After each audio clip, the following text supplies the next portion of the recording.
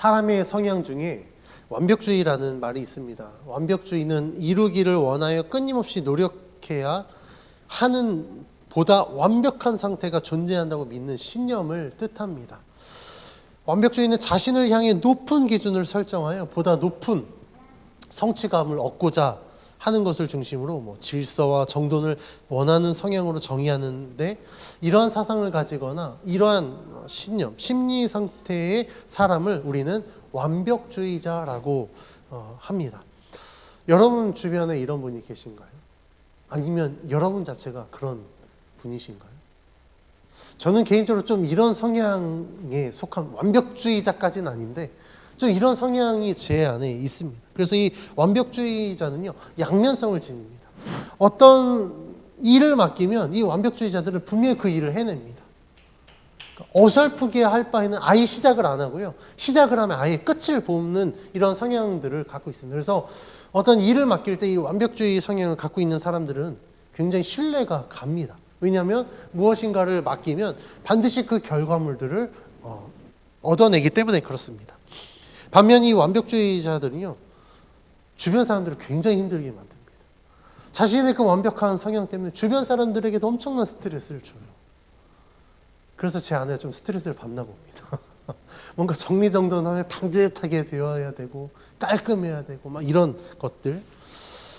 근데 문제는 주변 사람들에게 스트레스를 주는 것과 함께 본인 자체도 스트레스를 받아요. 그래서 이 완벽주의가 너무 심하다 보면 저 강박증에 시달리게 되고, 또 이 완벽하게 못 끝내면 어떡하나 하는 이런 불안함, 그런 위기의식, 그리고 너무 자기 자신만 완벽하고 막 이렇게 하다 보니까 때로는 사람들에게 굉장히 소외되는 소외감을 겪기도 합니다. 그럼 왜 이런 스트레스가 생기는가? 그 이유는요, 절대 완벽할 수 없는 존재가 자꾸 완벽을 추구하다 보니까 아무리 노력해도 완벽해질 수 없는데 그 완벽함을 이루려고 하다 보니까 자신과 함께 주변 사람들에게 이러한 스트레스, 즉 이 불만, 욕구 불만으로 인한 스트레스가 생기게 됩니다. 오늘 우리가 함께 나눈 이 본문 말씀을 통해서 저는 이 완전함과 이 부족함의 이 관계에 대해서 함께 살펴보고자 합니다. 그래서 오늘 설교의 제목은 하나님의 완전함과 인간의 부족함으로 정했습니다. 우리가 지지난주 말씀을 계속해서 살펴봤듯이 이스라엘 백성이 이 아이성 전투에 실패하게 되죠. 그 실패의 원인은 아간이 범한 죄 때문에 하나님이 그 죄를 이스라엘 전체의 죄로 여기시고 분노하셔서 그들과 함께하지 않으셨더니 이스라엘 백성들이 아이성 전투에 패배하게 됩니다. 그런데 지난주 말씀과 같이 이제 하나님의 방법대로 이스라엘의 죄를 없앱니다. 그래서 아간을 색출해내고 그의 죄를 없애고 하나님이 명하신 대로 모든 부정한 것들을 다 해결하고 난 이후에 하나님은 다시 이스라엘 백성과 함께 하십니다. 하나님 오늘 본문 1절 말씀에서 여호수아에게 이와 같이 말씀하시는데, 1절 말씀 다시 우리 다 같이 한번 봉독해 보겠습니다. 8장 1절입니다. 시작. 여호와께서 여호수아에게 이르시되 두려워하지 말라, 놀라지 말라. 군사를 다 거느리고 일어나 아이로 올라가라. 보라, 내가 아이 왕과 그의 백성과 그의 성읍과 그의 땅을 다 내 손에 넘겨주었으니. 아멘. 하나님께서는 여호수아에게 두려워하지 말라, 놀라지 말라라고 말씀하십니다. 이 말씀은 하나님의 구원 신탁의 전형적인 문구에 속하는데, 우리가 하나님께서 세우신 자들, 즉 제사장이나 예언자, 지도자를 통해서 하나님께서는 이 말씀을 통하여 하나님의 구원 신탁에 대한 신뢰를 보증해 주십니다. 즉 하나님께서 내가 너희들을 구원하였고 내가 너희와 함께하겠다라는 그 보증의 말씀으로 이러한 말씀을 주십니다. 그래서 우리가 구약 성경에 보면 하나님께서 이런 말씀을 굉장히 많이 하십니다. 아브라함에게도 하시고 모세에게도 하시고 여호수아에게도 하시고, 하나님께서 내가 너와 함께하겠다라고 하실 때 쓰는 표현이 바로 이 두려워하지 말라, 놀라지 말라, 내가 너와 함께하겠다라는 말씀입니다. 여호수아 1장에서도 이스라엘 지도자로 세워졌던 이 여호수아에게 하나님이 말씀하셨죠. 그리고 여호수아는 지도자의 역할들을 감당합니다. 그리고 오늘 이 1절 말씀에서도 이 말씀을 하신 이유는 아이성 전투 가운데 하나님이 함께 하시겠다라는 이 구원 신탁을 하나님께서 보여주신 것입니다. 그리고 하나님께서는요, 여호수아와 이스라엘 백성에게 아이 왕과 그의 백성, 그의 성읍, 그의 땅을 다 넘겨주겠다라고 약속하십니다. 하나님께서 여리고성을 이스라엘 백성에게 넘겨주어서 그들이 여리고성을 함락하고 정복한 것처럼 이제는 아이성도 하나님께서 이스라엘 백성에게 주셨기 때문에 아이성 전투를 승리로 이끌겠다라고 하나님께서 약속하신 것입니다. 그런데 하나님께서 이 아이성을 정복하기 위해서 이스라엘 백성들에게 이제 전술을 이야기합니다. 그런데 여리고성을 함락시킬 때와는 조금 다른 전술입니다. 여리고성은요, 실질적인 전투를 하지 않았습니다. 그런데 이 아이성은요, 이제 실질적인 전투를 하게 됩니다.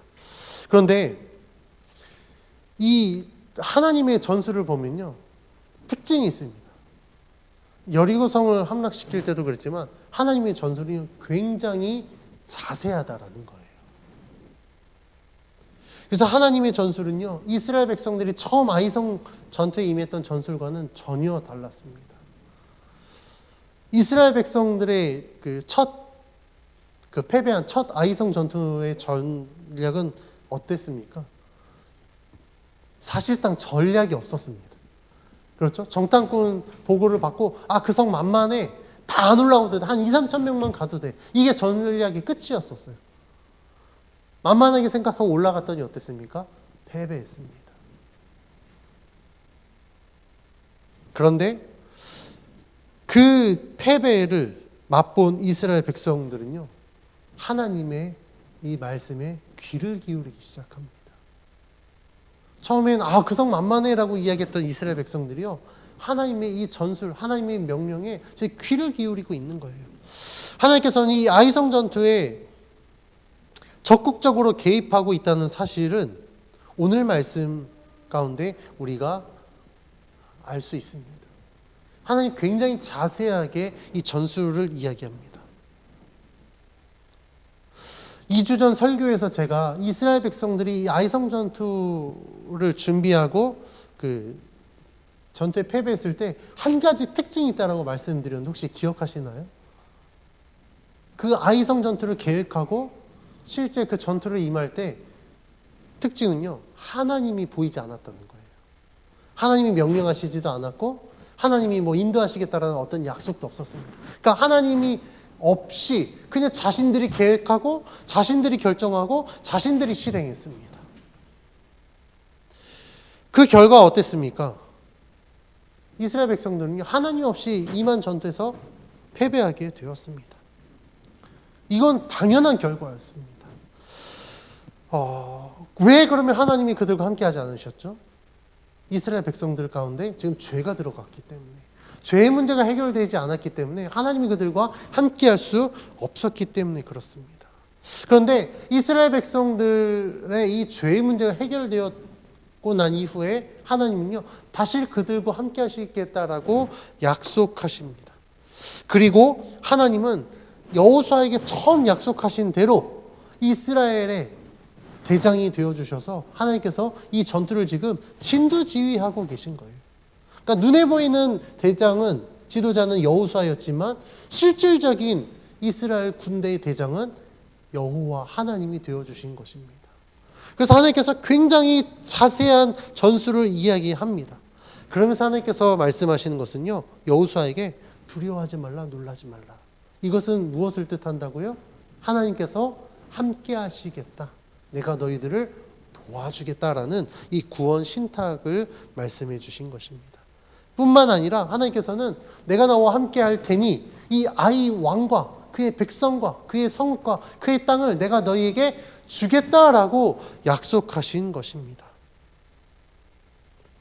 이 말씀을 통해서 하나님은요, 지금 이 아이성 전투를 하나님께서 주도적으로 지금 인도하고 계신다라는 사실과 함께 하나님이 그들에게 약속하신 대로 가나안 땅을 정복하는데 하나님이 함께 하시겠다라는 하나님의 의지를 보여주십니다. 이러한 하나님의 말씀을 받는 지금 여호수아와 이스라엘 백성들은요, 이전과는 달리 하나님의 말씀에 귀를 기울입니다.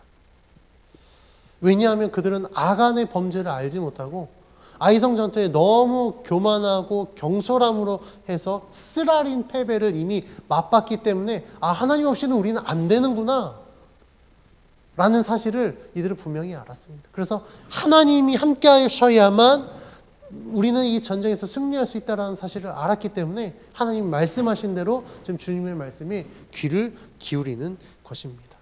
그리고 하나님이 말씀하신 대로 행합니다. 하나님 말씀에 대한 이 여호수아의 순종은요, 이전에 그가 하나님께 보였던 그 모습 그대로입니다. 이스라엘 백성을 인도하는 지도자로서 여호수아는요, 늘 하나님이 말씀하시면 그 말씀을 받고 그대로 순종하고 실행하는 이런 지도자의 모습을 보여주었습니다. 저는 이 여호수아를 읽으면서 여호수아를 통해서 리더십에 대해서 한번 생각을 해봤습니다. 여호수아는 모세와 사실 다른 리더십이었습니다. 모세는요, 백성들의 불평을 굉장히 많이 들었어요. 그로 인해서 사실 고뇌도 했고 스트레스도 많이 받았습니다. 도대체 이 백성을 어떻게 해야 될까 이런 고민들이 많았거든요. 그런데 여호수아는 모세와는 달리 무엇인가 말하면 백성들이 내가 그 말한 대로 행하겠습니다 하고 백성들이 사실 착착착착 따라가는 그런 모습들이 보입니다. 그래서 여호수아에 대한 어떤 불평불만보다 사실 여호수아가 명한 대로 순종하고 따르는 모습들이 훨씬 더 많이 보입니다. 그러나 여호수아는 어떻게 이런 리더십을 발휘할 수 있었을까? 가장 결정적인 특징은요, 여호수아가 먼저 하나님의 말씀에 순종하는 모습을 보였기 때문이다라는 거예요.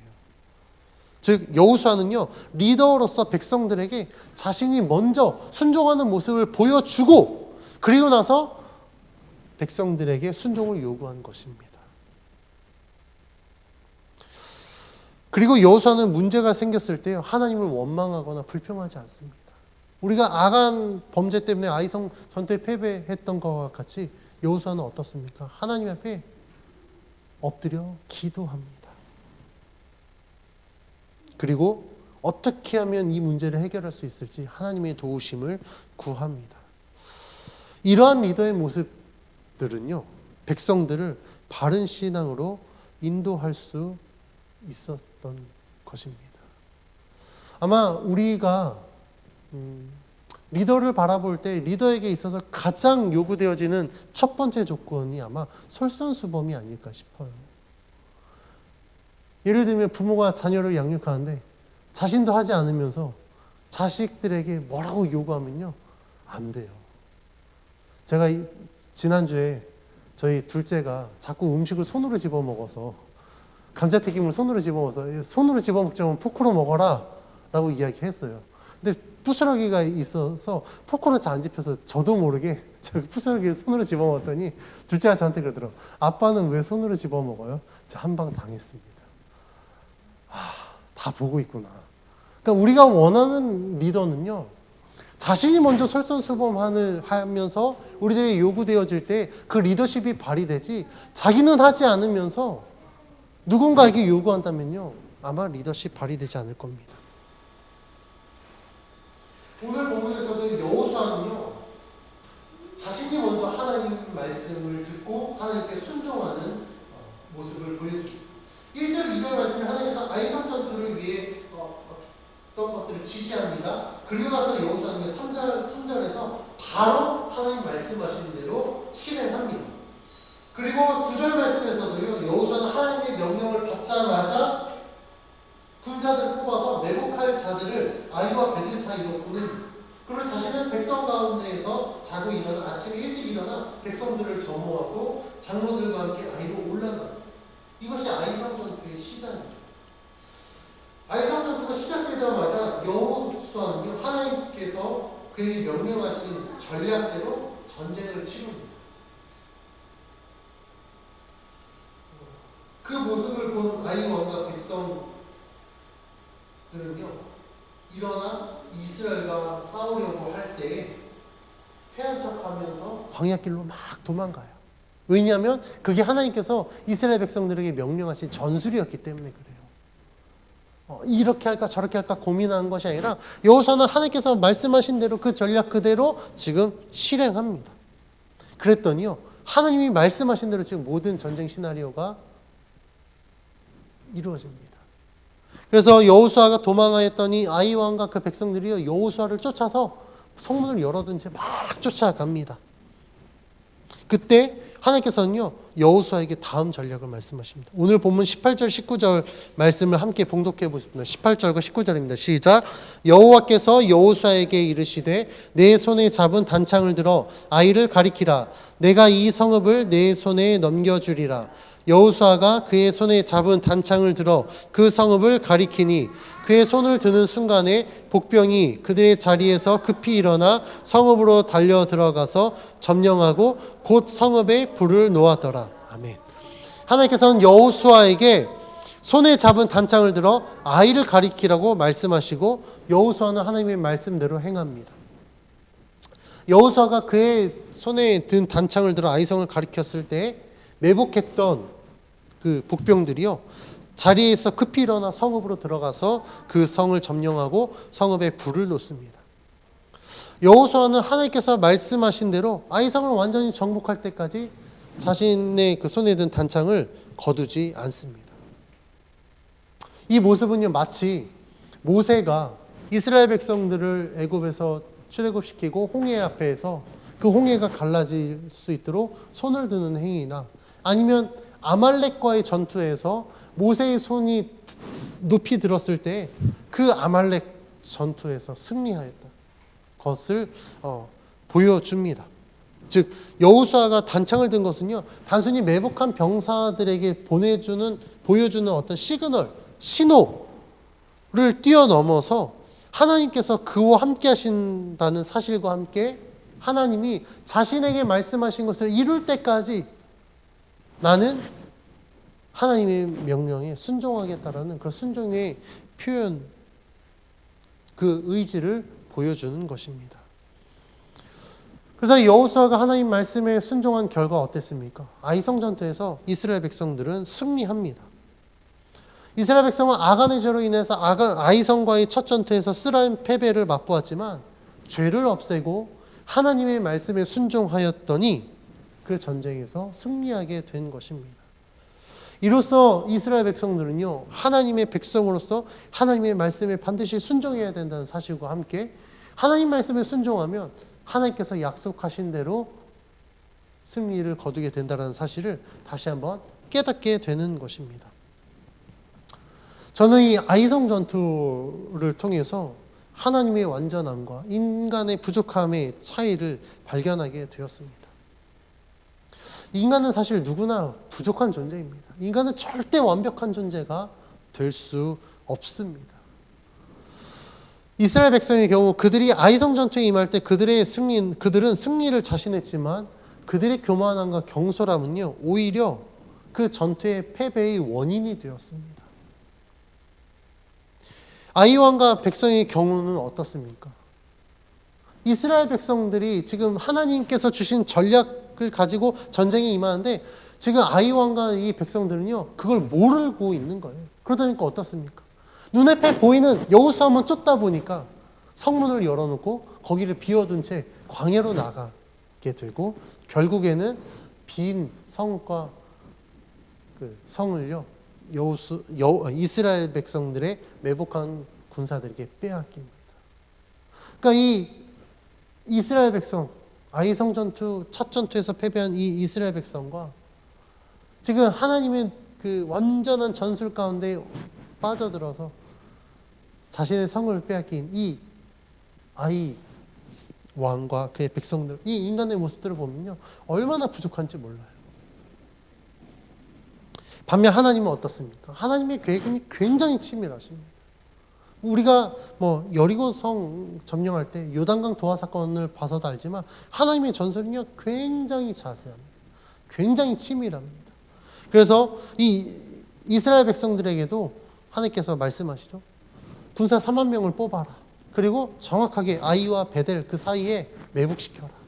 그리고 너희들이 그 이제 아침에 일찍 일어나서 전쟁을 취하려고 할 때 아이 왕이 뒤쫓아 올 것이다.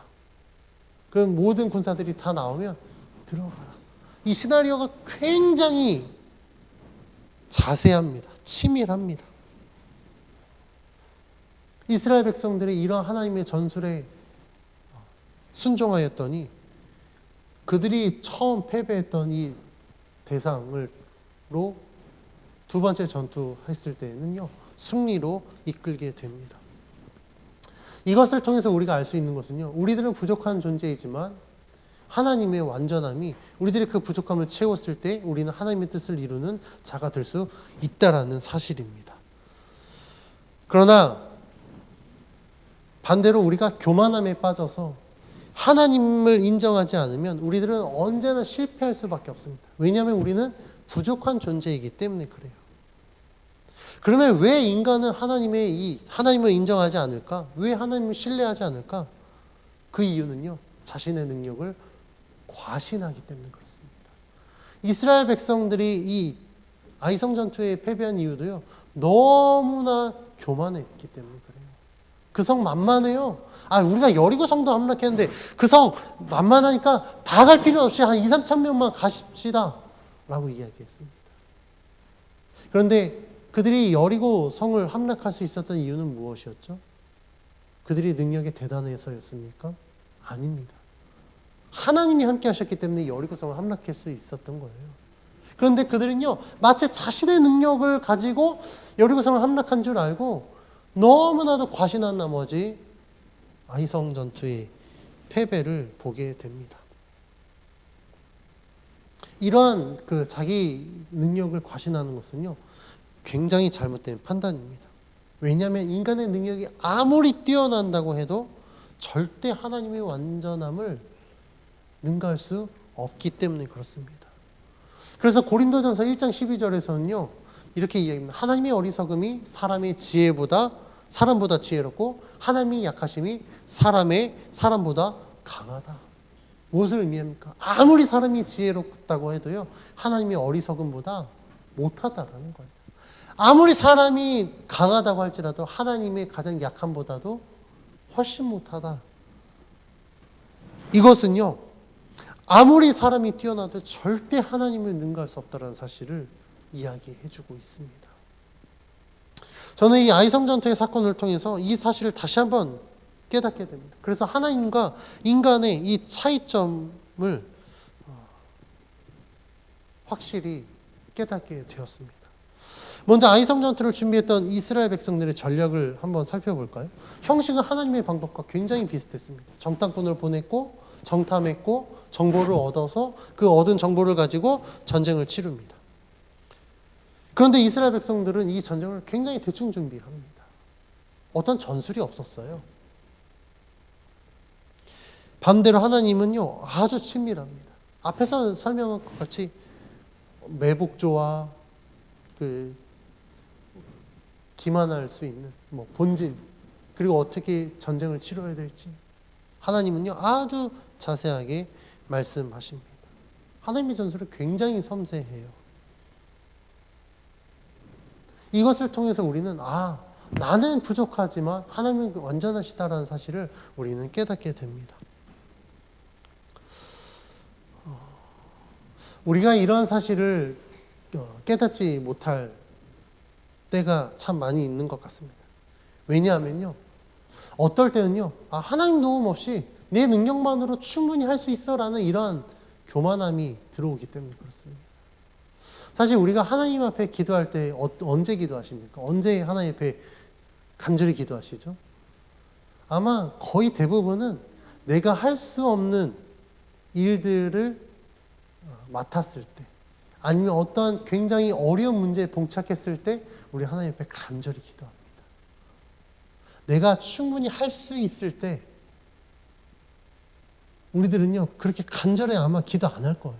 저도 그렇습니다. 저도요, 아무리 하나님 앞에 기도해도 내가 할 수 있는 영역에서는요, 그렇게 간절함이 없더라고요. 그런데 내가 할 수 없는 가운데 어떤 문제가 봉착하면요, 저는 하나님 해결하실 때까지 금식을 선포하고 금식 기도도 아마 할 겁니다. 우리들은 이만큼 참 부족한 존재라는 거예요. 나 자신의 이 부족함을 우리는 인정하지 못하고 그냥 내가 할 수 있는 것은 마치 내가 정말 능력이 돼서 모든 것을 다 할 수 있는 것처럼 교만했다가 내가 할 수 없는 것에 봉착하면 딱 하나님을 의지하게 됩니다. 중요한 사실은요, 나의 부족함을 하나님의 완전함으로 채울 수 있지만 하나님이 우리의 인생을 이렇게 보강해주는 어떤 백업 존재가 아니라는 거예요. 하나님이 주인 되어주시기 때문에 우리의 모든 부족하고 연약함을 아시는 분으로서 우리가 나의 부족함을 인정했을 때 하나님은 이 부족함을 어떻게 채워야 될지 가장 잘 아시기 때문에 우리는 하나님을 믿고 의지해야 된다라는 사실입니다. 그래서 우리는 이런 착각으로부터 자유해야 됩니다. 우리는 어떤 것도 내 능력으로 할 수 없는 부족한 존재임을 우리는 인정해야 됩니다. 그렇지 않으면요, 우리는 절대 우리들의 신앙은 성장하거나 성숙할 수 없습니다. 제가 그 스포츠 경기를 굉장히 좋아하는데요. 이 스포츠의 그 스타들을 보면, 그 세계 정상급 선수들을 보면요, 모든 선수들의 특징이 있습니다. 그 특징이 무엇인가 봤더니 종목을 떠나 초월해서 어떤 종목이든지 간에 세계 탑스타들은요, 늘 자신의 부족함을, 그 약한 부분을 채우기 위해서 엄청난 노력을 한다는 거예요. 심지어는요, 그 부족함을 채우기 위해서는 자기 자존심도 내려놓습니다. 제가 이제 프로야구를 좋아하는데 우리나라 프로야구에 이제 외국인 용병 선수들이 옵니다. 그럼 메이저리그에서 뛰었던 선수들이 와요. 그럼 그 메이저리그의 화려한 이력을 갖고 있는 선수 중에 우리나라 리그에서 성공 못하고 중간에 방출되는 선수들이 있습니다. 이 선수들의 특징이 뭐냐면, 나 메이저리그 출신이야. 그러니까 KBO 리그를 굉장히 무시해요. 자기만의 방법을 했다가 아주 호되게 당하고 중간에 방출되는 선수들이 있습니다. 근데 어떤 선수들은요, 화려한 이력이 있음에도 불구하고 이 리그에 적응하기 위해서 국내 선수들에게 어떻게 하는지 막 물어봅니다. 그런 선수들은요, KBO 리그에서도 굉장히 성공해서 다시 메이저리그로 복귀하는 선수들도 종종 있습니다. 이러한 그 대스타들을 보면요, 늘 자신의 부족함을 인정하는 선수들은요, 대스타가 됩니다. 그런데 자신의 연약함을 인정하지 않고 그 부족함을 채우기보다 나는 이만큼 됐어, 내 능력은 뛰어나, 이런 선수들은요, 반짝 활약할 수 있지만 오래가지 못합니다. 우리의 신앙도 동일합니다. 내가 나의 부족함을, 나의 연약함을 인정하지 않으면요, 우리들은요, 하나님 앞에 온전한 믿음의 사람으로 설 수 없습니다. 오늘 설교의 제목과 같이 우리들은요, 하나님의 완전함과 인간의 부족함, 곧 나의 부족함을 우리는 인정해야 됩니다. 사실 우리가 아무리 능력이 뛰어나도요, 내가 할 수 있는 것보다 할 수 없는 게 훨씬 더 많아요. 우리가 아무리 공부를 많이 해도요, 내가 알고 있는 것보다 모르는 게 훨씬 더 많습니다. 제가 신학을 공부했지만요, 제가 공부한 것은요, 신학이라는 그 학문 테두리 안에 아주 요만큼밖에 되지 않아요. 정말 요만큼밖에 되지 않아요. 그럼 박사학위는 그럼 많이 할까? 박사학위는요, 더 좁더라고요. 왜냐하면 전문적으로 아주 그 좁게 아주 그 전문성을 하다 보니까 자기가 전공한 분야 외에는요, 모르더라고요.